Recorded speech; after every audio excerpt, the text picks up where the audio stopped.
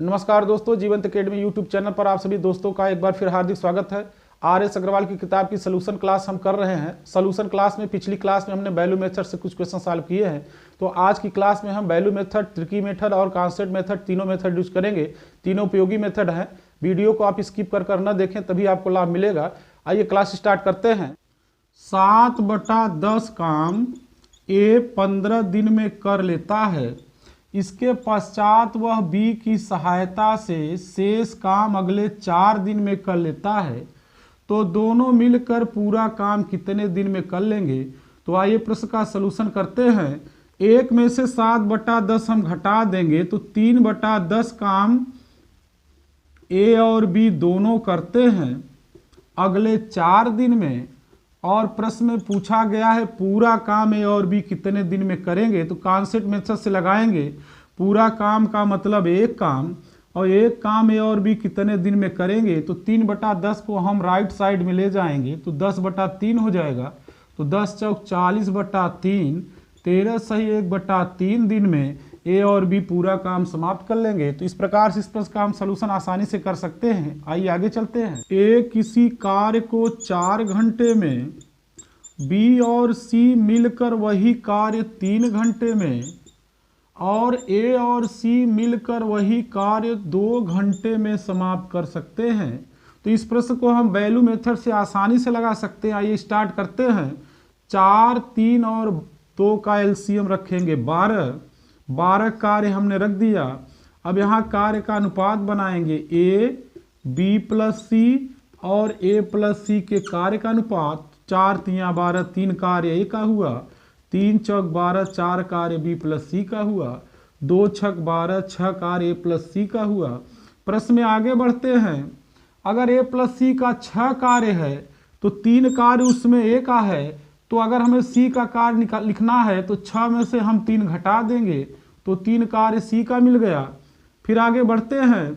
B plus सी का 4 कार्य है और इसमें सी का 3 कार्य हम निकाल चुके हैं, तो अगर बी का कार्य निकालना है तो 4 में से हम 3 घटा देंगे। 4 - 3 1 कार्य हो गया, तो बी की दर 1 कार्य की हो गई।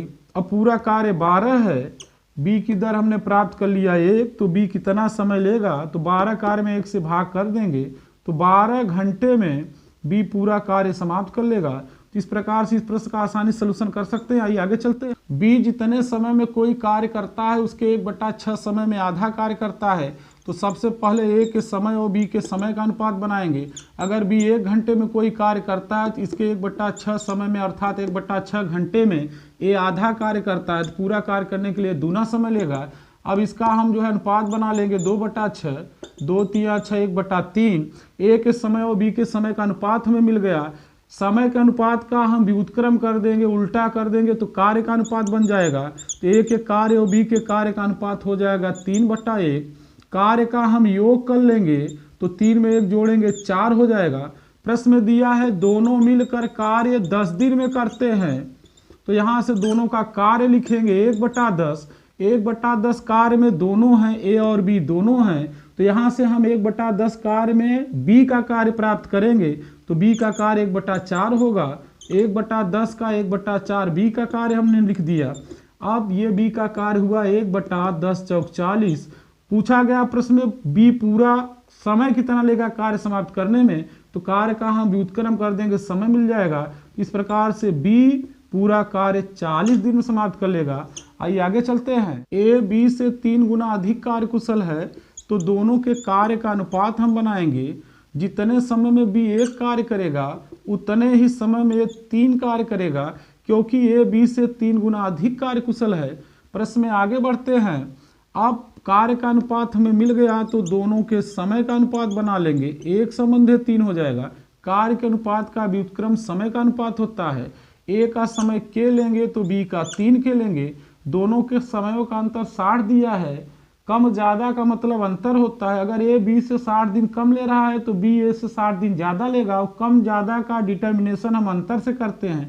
3 के में से के घटाएंगे 2 के की वैल्यू 60 रखेंगे, यहाँ से के की वैल्यू 30 मिल गई।